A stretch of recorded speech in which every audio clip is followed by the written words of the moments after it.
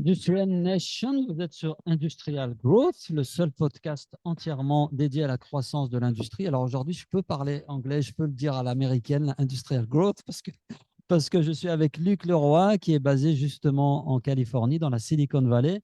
Luc, je suis ravi de t'avoir parmi nous. Bienvenue. Merci, bonjour Karim, bonjour à tous. Alors, on peut peut-être commencer, comme je le fais d'habitude sur le podcast, par une présentation. Je te laisse nous dire un peu qui tu es et d'où tu parles et qu'est-ce qui fait qu'on se parle aujourd'hui, quoi. Avec plaisir. Alors donc Luc Leroy, ingénieur français qui a émigré aux États-Unis il y a un petit peu moins de 20 ans, après le rachat de notre start-up française qui s'appelait Hawkeys par un groupe Adobe, et nous avions inventé le PDF 3D. Donc ça permettait la collaboration dans le monde de la CAO, ce qui D'accord. aujourd'hui paraît complètement anodin. À l'époque, c'était une autre paire de manches. Et donc, voilà, ça fait maintenant 18 ans que je suis dans la baie de San Francisco. Ok. Donc, tu es installé là-bas. Alors, Adobe, ils en ont fait quoi du coup du rachat? C'est quelque chose qui a été intégré dans la suite de produits Adobe? Parce que je ne suis pas te vexer, j'ai entendu quelqu'un dire l'autre fois, il m'a fait rire. Il m'avait dit Adobe, c'est l'endroit où les logiciels meurent. Parce Il y que- a beaucoup de boîtes comme ça, ouais. malheureusement. Mais du coup, Alors, ça me fait penser à ça. et alors c'est ce qui s'est passé, pas vraiment, mais donc en fait, Adobe a vu une opportunité, et notre état d'esprit, hein, le business model, c'était autour de la collaboration 3D. Il faut imaginer que des graphistes puissent échanger avec des motoristes D'accord. et des gens du marketing. Bon, il y a 20 ans, c'était compliqué Ouais. d'avoir Donc, des c'était un peu rendus nouveau. Ouais. 3D. Voilà. Et donc, nous avons fait ça, ça a bien fonctionné. On a vendu ça à Adobe. Et assez rapidement, une équipe qui s'appelait Acrobat Manufacturing, donc déjà j'avais un pied plus sérieusement dans le monde du manufacturing, Hmm. a été mise en place. On a fait une première version, ça a été un succès relatif, mais je crois que très rapidement, la direction chez Adobe s'est rendu compte que le manufacturing, la PLM, tout ça, c'est pas leur corps métier. Ouais. Donc, Et ils sont revenus un petit donc, peu en arrière après. voilà, avec un point plutôt embêtant qui était qu'il il y avait déjà des obligations décennales avec des grands groupes, donc à savoir le gouvernement américain pour commencer. Et D'accord. puis nous avions des clients comme Airbus, Renault, voilà, des gens comme ça, auprès de qui nous devions assurer le Maintenance, suivi. Hein. le Ils avaient suivi du investi logiciel. des Ouais. millions d'euros pour pouvoir communiquer autour du PDF 3D.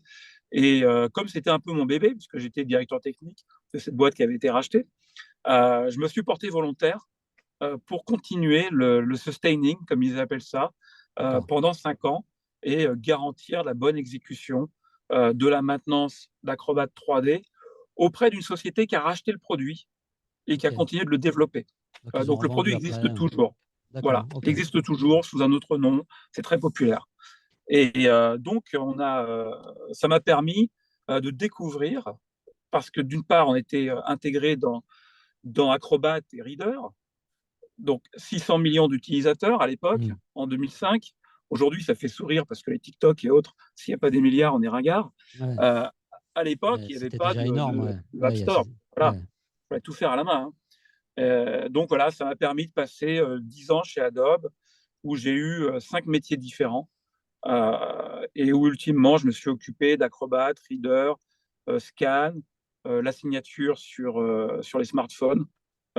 Donc très intéressant, ça m'a permis d'apprendre beaucoup de choses, que ce soit d'un point de vue méthodologie au niveau de l'ingénierie, mais aussi le développement organisationnel, comment une boîte américaine, comment un leader américain tourne, comment on sort 10 produits par an avec la qualité qu'on connaît chez Adobe. Donc ça, D'accord. c'était intéressant. Ouais. Donc ça, c'est ce que tu retiens. Et justement, alors ça, tu vas pas, tu as passé quelques années, donc tu vas pas me faire une synthèse en 10 minutes, mais s'il y avait deux ou trois points vraiment que tu retiens de ton passage chez Adobe et de ce que tu as appris, et ce que tu retiens de l'expérience que tu as eue là-bas et qui peut bénéficier à ceux qui nous écoutent aujourd'hui, en tout cas qui peut interpeller par rapport à comment ça se passe en France aujourd'hui, qu'est-ce que tu retiens, toi? Alors, les choses qui m'ont marqué en arrivant, hein, et puis on arrive, on est un peu condescendant pour être honnête. Mm. On est une start-up, on a l'habitude de faire une release toutes les semaines. Et là, d'un seul coup, on nous parle du prochain trimestre. ça paraît lointain. Mais il y a une notion d'opération, hein, d'exécution qui est très puissante. C'est-à-dire qu'on déroule le tapis et rien ne va arrêter la machine. Ouais. Donc, paradoxalement, on a l'impression d'arriver chez les bisounours, hein, le progrès social dans la Silicon Valley. On n'est pas obligé de travailler plus de 6 heures par jour. Tant qu'on livre, tout va bien. Les bureaux, c'est fantastique. Qualité de vie extraordinaire, bien payé. Mais en face de ça, il faut vraiment que ça livre. Et c'est impitoyable. Donc, c'est un peu dichotomique. Ouais. Il y a ce paradoxe dans le monde de l'entreprise américaine qu'on retrouve à tous les niveaux. Je le vois, nous, aujourd'hui, on a une distribution à peu près 50-50 entre la France, donc nous avons un bureau à Angers. On se passe aujourd'hui le gros de la R&D pour Vitesse, notre produit, et un bureau ici dans la Silicon Valley à Los Gatos. Je vois bien que les attentes au niveau des itérations, des directions ne sont pas les mêmes. En France, on va agir très vite, de façon très incrémentale.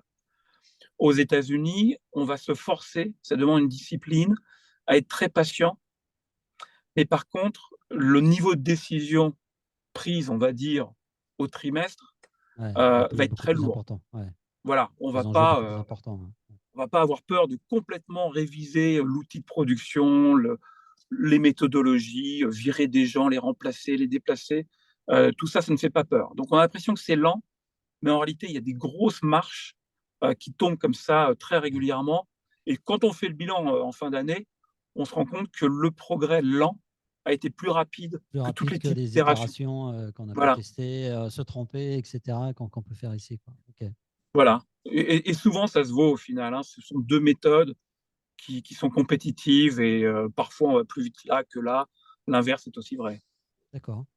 Donc, tu as passé quelques années chez Adobe et ensuite, 10 ans, ouais. voilà, qu'est-ce que tu as fait? Alors, Tu es resté dans la Silicon Valley pour le coup? oui, alors je suis toujours dans la Silicon Valley. Alors, il y a eu plusieurs choses, le petit électrochoc de tiens, ça fait 10 ans quand même que je suis chez Adobe, Ouais. même si j'ai fait différents métiers. Et puis, je suis quand même un start-upper. Donc, c'est fou d'ailleurs, ça en dit long, hein. J'avais monté 3 boîtes en France. Je n'avais jamais travaillé pour une société de plus de 60 personnes. J'arrive chez Adobe, je reste 10 ans. Ouais, Donc, il y a tu quand restes même un un travail. mastodonte et Voilà, tu as ils, réussi à ils arrivent quand retrouver. même à retenir les Ouais, gens. ouais, Exactement, donc ils sont très bons à ça. Et je voulais quand même revenir vers, d'une part, le monde du manufacturing, parce que j'adore la PLM, le CAD, la supply chain, tout ça. C'est vraiment mon grand plaisir. Et puis le monde des startups. Du coup, d'accord. j'ai quitté Adobe en 2015. Je suis allé travailler pour une société qui s'appelle Dacry, qui faisait de la réalité augmentée, qui était le leader en fait à l'époque, avec un produit qui s'appelle le Smart Helmet. Donc, c'était un casque, Casque un de peu comme un réalité. casque de Ouais. chantier, qui te transforme en un mélange de Iron Man et Predator, en gros. Predator. Ok. Voilà, si je dois le D'accord. décrire très rapidement. Parce que vision infrarouge, réalité augmentée en 3D, c'était vraiment fantastique, un très beau produit. J'ai tout de suite été séduit, je me suis dit, c'est ça que je veux faire. Et au bout d'un an, je me suis rendu compte qu'il y avait au moins encore 10 ans de développement Avant au d'arriver à. niveau Ouais. des technologies d'affichage et de perception. Donc, je suis allé encore plus près du manufacturing, je suis allé dans l'additif. Ouais. Donc, Vélo, une société qui faisait des grosses imprimantes 3D. Et notre premier client, c'était SpaceX. D'accord. Donc, Ok. ça a commencé à me rapprocher un peu du monde SpaceX, Tesla, etc. J'ai fait un an chez Vélo. J'ai tenté de monter une boîte de robotique moi-même. Je suis arrivé trop tard sur le marché, en fait. Donc, j'étais seul, je n'ai pas poussé sans financement. Donc, très rapidement, j'ai commencé à regarder d'autres opportunités. On m'offrait de retourner chez Adobe, ce qui était très tentant, Ouais.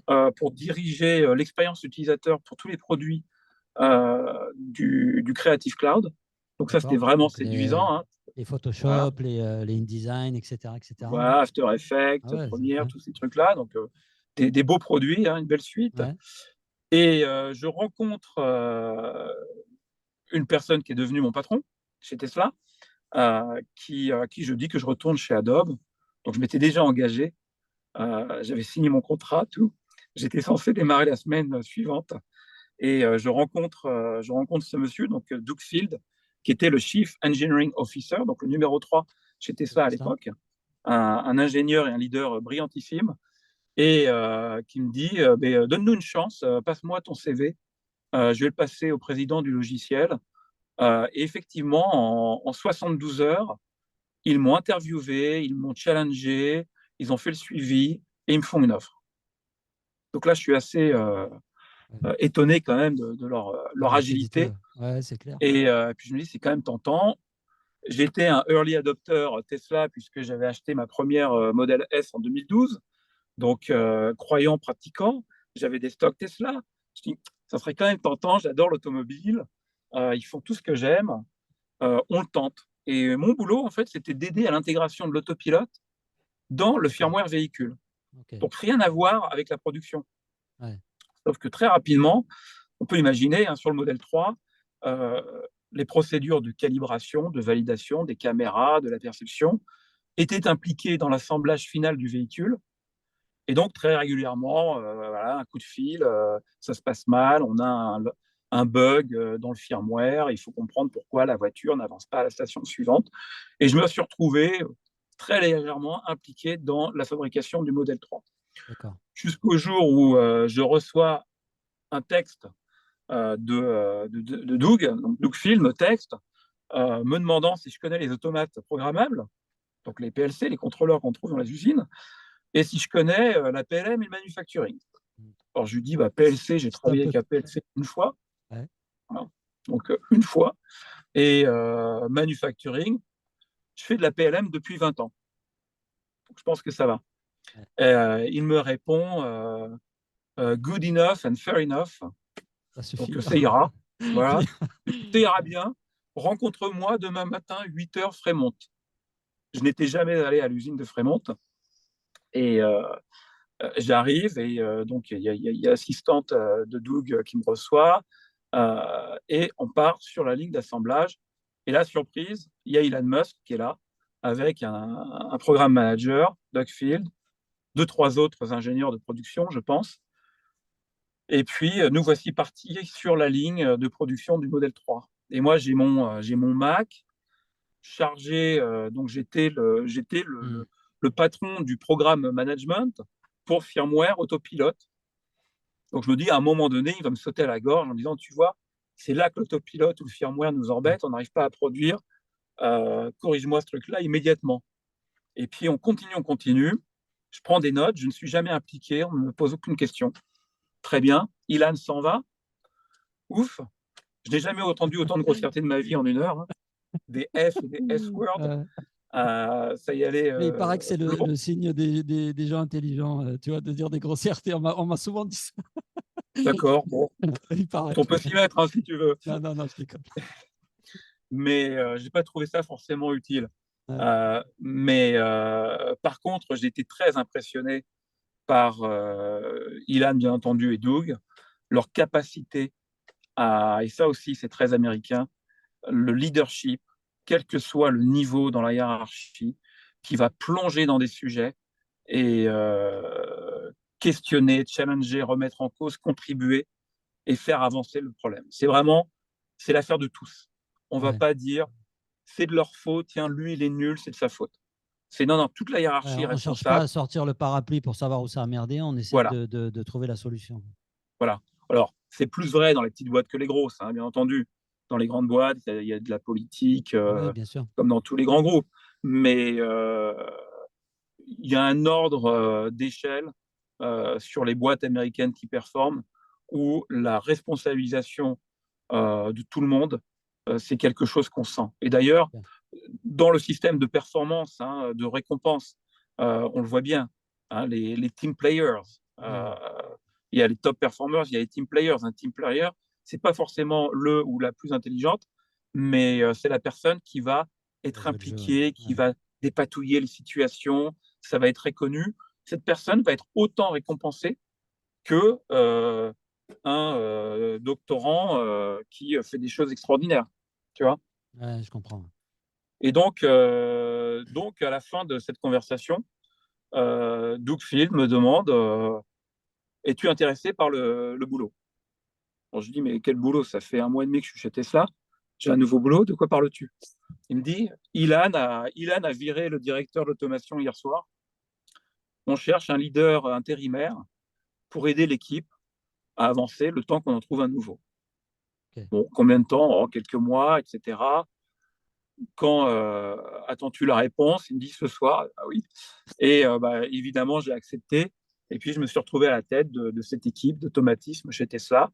Et je pense que ma perspective d'ingénieur français qui a fait beaucoup de logiciels, un peu de PLM, du CAD, du manufacturing, a permis d'apporter des nouvelles perspectives, C'est euh, quoi? voilà, Mhm. des angles d'attaque différents sur des problèmes qui, historiquement, sont gérés par des gens de la production et des automaticiens. Hein. Mhm. Et puis là, une approche très logicielle, très décentralisée. Et ça a été un succès puisque très rapidement, j'ai fini par devenir le leader de cette équipe. C'est devenu Core Automation, une grosse équipe, 330 personnes quand même, avec supply chain, TLM, IT manufacturing, euh, intelligence pour les usines. Tout Ouais. ça, c'était des équipes qui étaient dans le groupe. Ok. Et là, j'ai appris énormément en 2 ans. Ouais, bah, tu apprends en 2 ans ce que ça t'aurait pris peut-être plusieurs dizaines d'années Voilà, dans d'autres pays, quoi. la barbe grise, Ouais. c'était cela, hein, Tu as pris en quelques juste cheveux 2 ans et blancs demi. en Non, non, 2 ans, sérieusement. ouais. Ouais, j'imagine. Et le niveau de pression, est-ce que tu as aussi tu sens une certaine pression? Je veux dire, est-ce que, parce que tu as dit, OK, on te fait confiance, on te donne les clés, etc. Mais est-ce qu'en échange aussi, tu as senti que la pression était beaucoup plus élevée? Comment tu Oui. vis ça quand tu es dans une boîte comme Tesla? Alors, Tesla, c'est un microscope à balayage sur toutes les pratiques qu'on a évoquées. Ouais, Hein, la mission, l'engagement, le scrutin, c'est un accélérateur fois 100 000. Et trust but verify, c'est-à-dire que on n'a jamais l'esprit tranquille. On sait qu'il y a toujours un scrutin, il y a toujours une vérification, il faut toujours qu'il y ait du progrès. En face de ça, euh, les principes bien pensants, il n'y a que ceux qui ne font rien, qui ne font pas d'erreurs, il faut faire mm, la promotion, hein, des erreurs dans les itérations, etc., etc. Beaucoup le disent, et puis on se fait virer le jour où on fait une connerie. ouais, Euh, Là, c'est vrai. Moi, je n'ai d'accord. jamais vu Ilan aussi heureux que le jour où on a cartonné une caisse de modèle 3 sur la ligne, donc le body shop, c'est là où on soude les caisses ensemble. Et Mm, puis, on optimisait, on était en plein milieu de la nuit. Et d'un seul coup, on cartonne un robot sur une voiture qu'on a fait tomber à 45 degrés. On s'est dit, on est mort. Et Ilan était aux anges en disant vous avez trouvé le sweet spot, donc vous avez trouvé le ouais. point à ne pas dépasser. Point pas Là, ça veut dire dépassé. qu'on est vraiment optimal. Ouais. Voilà. Donc on recule un petit C'est la peu et on est réaction bon. qu'il a eue avec la dernière fusée qui a été envoyée. Tout le monde disait que ça a foiré. Et puis, je sais pas, moi j'ai suivi ça de loin, mais j'ai vu que son tweet, ça a été on a beaucoup appris, quoi. Et la première réaction qu'il a eue, c'était de dire on a beaucoup appris. Et là, ce que tu dis, c'est que c'est pas juste pour l'affichage, quoi. C'est qu'il est C'est ça. convaincu que c'est comme ça qu'on apprend en allant jusqu'au point de basculement et parfois en le dépassant, on apprend C'est ça. beaucoup. Ok. C'est ça. Donc ça, c'est très vrai. C'est quelque chose qui se fait beaucoup. Alors, et après, c'est jongler entre la réalité économique et la nécessité de produire. Hein, et ça, c'est Ouais. vrai dans les startups, c'est vrai partout. Et let them fail, donc laisser l'erreur euh, dériver un petit peu jusqu'à un moment où il va falloir contenir l'organisation et rebondir et en tirer des leçons pour s'améliorer. Mais jusqu'où va-t-on dans la dérive où on se Ouais. dit on apprend encore plus parce que ça dérive encore plus, mais ça devient contre-productif. Ouais. Donc, il faut Et arriver à donc la trouver le. difficulté du management à l'américaine, moi je trouve qu'elle est là. Ouais. Il faut arriver à Là où trouver en le tant moment où on que s'arrête, Français, quoi. on a envie de Ouais. corriger immédiatement. Ouais. Ok, merci en tout cas pour cette perspective. Et du coup, donc, à partir de là, je fais un petit raccourci, mais tu arrives aujourd'hui, donc on est là pour parler aussi de vitesse, enfin full speed automation, mais le logiciel dont on va parler, c'est vitesse. D'où te vient cette idée, parce qu'on va parler un peu de ce que tu as mis en place et ce que vous créez chez Vitesse, mais comment tu chemines de Tesla à cette idée autour de Vitesse et de la plateforme Vitesse? Alors j'avais déjà chez Vélo eu un aperçu du monde de l'automation comme un monde logiciel vétuste. Parce Ok. qu'il faut bien comprendre, c'est que dans le monde des automates programmables, on utilise encore des langages qui ont été définis dans les années 70. Ok. Même Donc les robots là, on est en industriels. train de parler de robots, d'industrie du futur, d'industrie 4.0. Et ce Ouais, que tu es en train de me dire, c'est que derrière ce qui fait tourner tout ça, c'est des logiciels des années 70. exactement. Ok. Exactement. Et c'est pour ça que si tu vas visiter la toute dernière usine quelque part d'un groupe et tu regardes par rapport à il y a une vingtaine d'années, en réalité, les Pas notions de de changement. process, de robotique sont les mêmes. Ok. C'est pas flagrant. Un non-initié fera peu de différence, si ce n'est la qualité des écrans. Ouais. Le Voilà. nombre de pixels Et, sur l'écran, quoi. exactement. Alors, et donc ça, déjà à l'époque de vélo, puisque nous fabriquions ces grosses machines, c'est des imprimantes 3D à 2 millions de dollars, il faut relativiser. Et donc, il y a un automate dedans, et j'étais assez effaré de la lenteur avec laquelle on développait sur cet automate. Et ça, chez Tesla, avec le double euh, variable, d'un Mhm. côté, les attentes très élevées, on fait l'usine du futur, industrie 4.0, tout doit aller très vite, etc. Et la pression de Ouais, production. Donc, on a constamment l'impression d'avoir un pistolet sur la tempe et devoir faire l'impossible avec des outils qui ont 30 ans entre nous. ouais. Même les toutes Et dernières versions de ces outils de pourquoi c'est comme développement. ça? Pourquoi c'est comme ça, à ton avis? Pourquoi on n'a pas évolué? Parce qu'on n'est pas plus bête que les autres sur la partie software, mais Bien et sûr, surtout le reste de l'écosystème, en tout cas le digital, il a beaucoup progressé dans tout un tas de domaines. On parlait en préparant notre épisode, on a parlé des applis, des smartphones, etc. Enfin, on a fait un bond en quelques années qui est énorme. Et pourquoi ouais. ça n'a pas changé dans le firmware de l'industrie? Alors, on va pouvoir spéculer énormément, mais Ok, moi, je pense que ça a été la relocalisation de la production en Chine d'accord. qui a figé un peu le monde des contrôles, de tout ce qui est automation dans les années 90. En fait, il y avait un progrès qui était réel jusque dans les années 95-96. Euh, et d'un seul coup, l'automation devient tellement rentable que ça n'a plus Ça se peut besoin d'être être. au top. Ouais, donc Et on puis, laisse dès qu'on tourner. a besoin d'être un peu plus rentable, on va relocaliser dans des zones moins chères. Donc, on le voit même avec des usines qui ont été rachetées par un groupe français pour faire une Mhm. voiture d'origine roumaine, je crois. Et puis, même la Roumanie, c'est encore trop cher. Donc maintenant, les usines, Bon, c'est vrai. elles vont en Ouais, Turquie, elles vont en Chine. ouais. Tu vois, donc c'est un peu ça qui a fait qu'on a arrêté l'investissement sur la technologie qui Et qu'on permettait de tirer cherchait. la Ouais. quintessence des travailleurs, malheureusement, Et avec on a, l'impact sociétal et on a qui est que, ajusté sur les travailleurs les moins chers possibles, le coût voilà, de la manœuvre le moins cher possible. Ok. voilà, il y a ça. Et puis, en face de ça, il y avait aussi un développement organique dans les usines, répondre aux besoins des producteurs, Mhm. qui s'est déconnecté du monde du logiciel, comme tu le dis, qu'on a vu depuis une dizaine d'années, une quinzaine d'années, avec le développement, une start-up avec 3 gus qui font une application iPhone. En 3 mois, ils vont réaliser le truc, la qualité va être super. Et Mhm. puis derrière, ils ont une stack qui est complètement scalable grâce au cloud, aux App Store et ainsi de suite. Ils n'ont Ouais. pas besoin d'investir dans les infrastructures telles qu'on devait le faire il y a encore une quinzaine d'années. C'est là qu'on a commencé à avoir cette divergence, alors qu'à la base, l'informatique est quand même née un peu dans les usines. Les premières applications de tableur, les premiers outils qu'on a vu apparaître il y a quelques dizaines d'années, c'était quand même très souvent lié à l'industrie, lié aux usines, lié aux ingénieurs, etc. Et donc, on a vu apparaître cette divergence entre d'un côté la tech, en tout cas ce qu'on appelle la tech, et puis l'industrie d'aujourd'hui. Et l'idée donc de vitesse, c'est aussi de réconcilier un peu les deux, si je résume. En tout cas, Alors, l'idée de si vitesse, j'introduis. c'est exactement ça. Parce que, alors, ce ne sont pas les éditeurs de logiciels pour les usines qui sont les seuls coupables, s'il y a des coupables. Les clients aujourd'hui sont devenus très conservateurs. Ils ne Et bougent on pas. comprend, quand on a un outil industriel qui produit des millions, des milliards d'euros tous les ans, On n'a pas on envie d'aller réfléchit toucher. 2 fois avant d'aller Ouais, toucher, ouais, c'est clair. malheureusement. Et donc, 5% de productivité en plus, c'est tentant, mais ça peut aussi faire un peu peur. Et une des raisons euh, pour ça, c'est la quantité et la durée du travail à mettre en œuvre pour aller appliquer ces changements. Aujourd'hui, les automaticiens, les automaticiennes sont devenus les ingénieurs les plus rares d'Europe. Je discutais avec un milliardaire ukrainien qui est en ce moment à Londres et qui commence à réinvestir pour la reconstruction de l'Ukraine.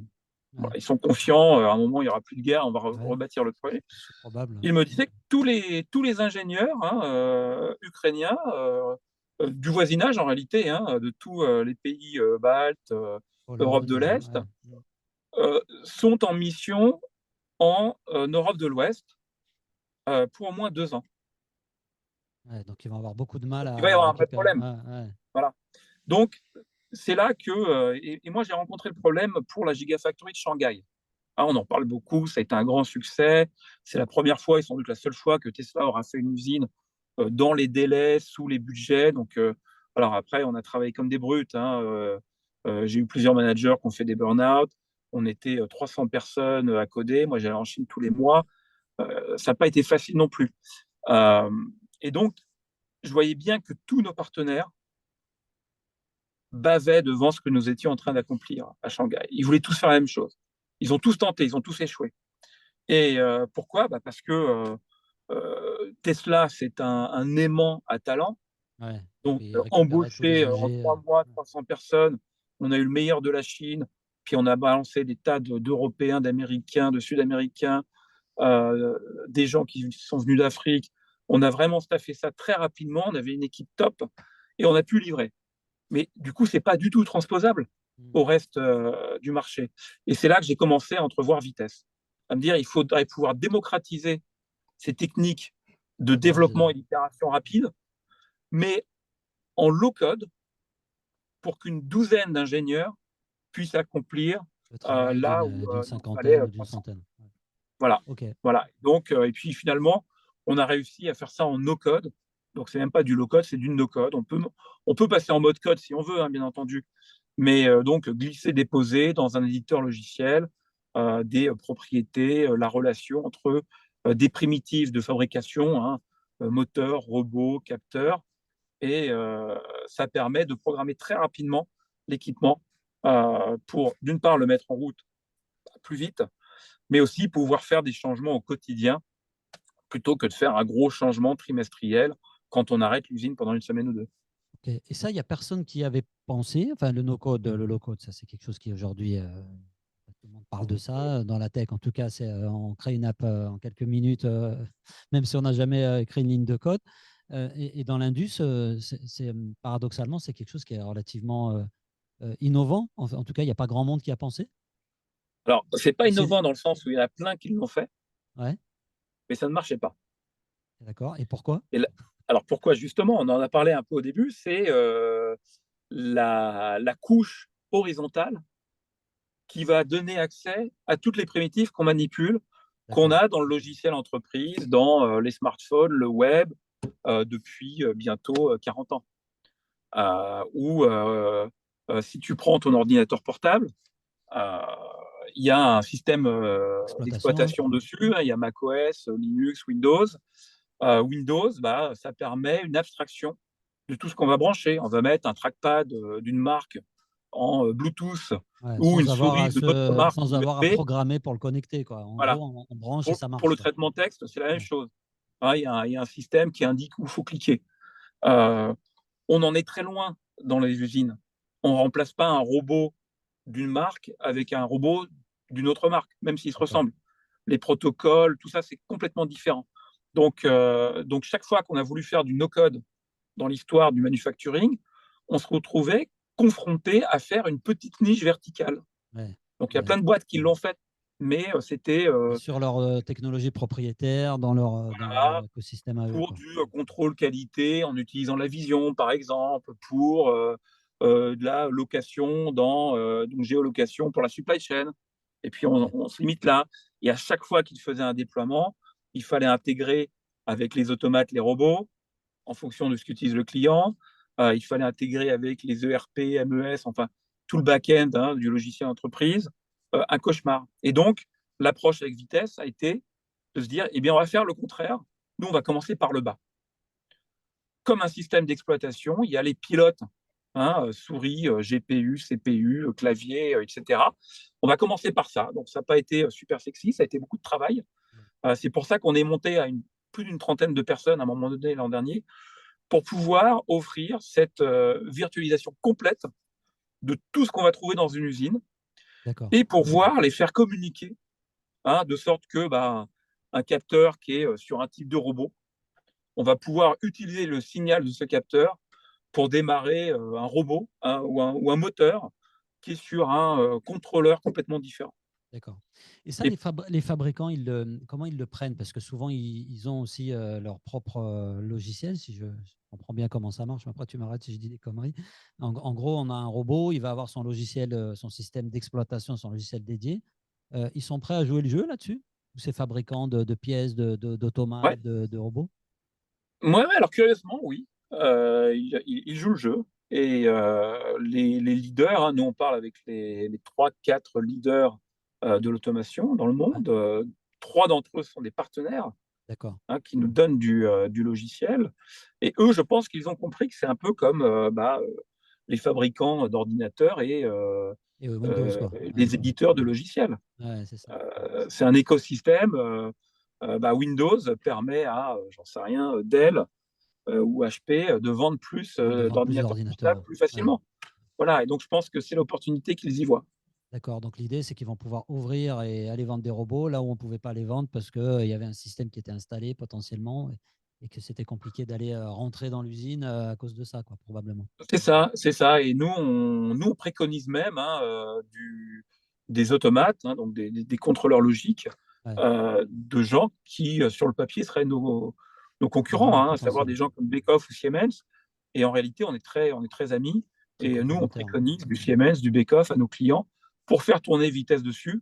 Et on vend aussi nos propres contrôleurs. Donc, on a développé depuis un an notre propre contrôleur industriel Ok. qui permet de couvrir le gap de ce qui est manquant entre un contrôleur traditionnel et ce qu'on pourrait faire dans une usine de nos jours. Ok, je comprends très clair. Et donc là, il y a 2 ans, tu crées la structure. Vous êtes aujourd'hui combien dans l'entreprise? Aujourd'hui, nous sommes 16. D'accord, 16. Euh, Donc là, vous êtes encore en stade de développement, si j'ai bien compris. La cible, en tout cas le marché pour ça, c'est plus, est-ce que c'est réservé à des fabricants automobiles, des gros, ou est-ce que c'est quelque chose qui va être complètement accessible peut-être à des gens qui n'ont pas encore franchi entièrement ce pas vers l'industrie 4.0? Je pense à nos PME, nos TPE, enfin, TPE peut-être pas, mais en tout cas au moins les petites PME là, qui font 30, 40 millions, 20 millions en France, qui pourraient bénéficier de ça. C'est quoi la vision que vous avez par rapport à ce produit? C'est le démocratiser, l'ouvrir à tout le monde? Alors justement, nous, la vision, hein, la mission, c'est vraiment les petites et moyennes industries. Donc ça veut dire, j'ai Euh, pas les moyens de me payer une équipe de 150 ingénieurs pour aller Justement, développer le truc. Je passe plutôt par une plateforme comme la bien vôtre et je vais sûr, pouvoir aller faire les choses moi-même, quoi. exactement, parce que quand on y pense, hein, euh, tu parles d'automobile, une ligne tôlerie pour un véhicule, c'est au bas mot, si vraiment on est cheap, 25 millions d'euros. Ouais, Ah, il y a tellement de robotique et compagnie. C'est 25 millions d'euros minimum. Ça vaut le coup d'avoir un modèle dit waterfall, hein, où on va tout prévoir en amont et on va investir 2, 3, 4, 5 millions d'euros dans de la simulation, du logiciel, etc., en amont, pour ce que lorsqu'on déploie l'usine, on a un niveau de confiance élevé. C'est ce que font les constructeurs automobiles. Nous, dans l'absolu, ça ne nous intéresse pas plus que ça, d'aller leur faire économiser 1 million sur 25 millions. ouais. C'est C'est pas bon, c'est là-dessus bien, que. hein, mais Ouais, c'est pas ce qui vraiment, c'est pas le kiff pour nous, on va ouais. dire. Alors que allez voir, moi je suis en conversation là avec une PME, chiffre d'affaires 6 millions de dollars. Ouais. C'est vraiment une petite boîte. Extrusion aluminium pour faire des portes vitrées. Voilà. Ok. Ils passent un quart de leur temps à prendre du profilé pour alimenter les machines de découpage, etc. Ils veulent mettre un petit robot Indus. Fera le boulot, ouais. Euh, c'est un budget de 150 000 dollars à peu près, qui va augmenter leur productivité de 20%. Ouais, donc l'impact est beaucoup Aucun, plus fort. voilà, aucun intégrateur Il va ne leur a s'intéresser fait à. d'offre Ouais. à Ah ouais. 150 000 dollars. Hein, on parle plutôt de 250, 300 000. Ouais. Et en plus, chaque fois qu'ils voudront faire une modification, Passe à la il caisse. faudra aller payer l'intégrateur, Ouais. attendre 3 semaines que le mec soit disponible, etc., etc. Alors que nous, on fait le truc ensemble, Faut ils former prennent la main, c'est un du gars chez no-code. lui. Ouais. Voilà, il bah, peut c'est le aller fils gérer du ça. patron. Ouais. Il est un peu technique. Il aime bien coder des petits bouts. Il sait faire du Python. C'est plus qu'il en faut pour manipuler vitesse. Il va pouvoir prendre les choses en main. Ils vont faire évoluer leurs process, leurs interfaces humain-machine pour être optimal. Ça, pour moi, c'est excitant. Parce que D'accord. c'est ça qui va ramener l'industrie en Bah, France, en Amérique du justement, Nord. tu reviens à la Ouais. question que j'allais te poser. C'est du coup, là, vous contribuez, enfin, j'y réponds parce que tu allais le faire, mais vous contribuez aussi à démocratiser, à faciliter un petit peu ce passage à cette industrie un peu plus automatisée. En tout cas, on nous explique que c'est comme ça qu'on va réindustrialiser. C'est pas en ramenant des vieux métiers et des trucs manuels qu'on va y arriver. Donc là-dessus, c'est aussi un peu la vision, c'est de dire que ça, c'est le genre de détails. Hein. Je ne dis pas que c'est un détail, mais de petits pas finalement qu'on va pouvoir déployer pour accélérer en fait la réindustrialisation du pays, quoi. Oui, c'est même notre mission, hein. C'est la raison pour laquelle on a démarré Full Speed Automation il y a 2 ans et demi. C'était contribuer à rapatrier la production en Europe, en Amérique du Nord. Ça fait pas de sens de tout fabriquer en Chine. On défonce la planète, on impacte Il a nos beaucoup, emplois. ouais. Voilà, il est temps de produire localement, hein. Luc, merci beaucoup pour cet échange. Un petit mot de conclusion. Qu'est-ce qui te paraît important à faire passer comme message si on revient un petit peu sur notre échange? Qu'est-ce que je peux retenir ou qu'est-ce que notre audience peut retenir de notre conversation? Il y avait une chose à retenir. On n'a pas parlé beaucoup d'innovation Ouais, et de capacité à faire soi-même ce qu'il est facile d'externaliser, mais qui fait partie de la mission. C'est-à-dire inclure dans l'innovation des disciplines qui ne sont pas forcément dans les corps compétences de la boîte. Nous, chez Full Speed, on fait tout nous-mêmes au moins une fois. d'accord. Donc même la compta, par exemple, c'est un détail. Pendant un an, on a fait notre propre compta, ça a été un cauchemar.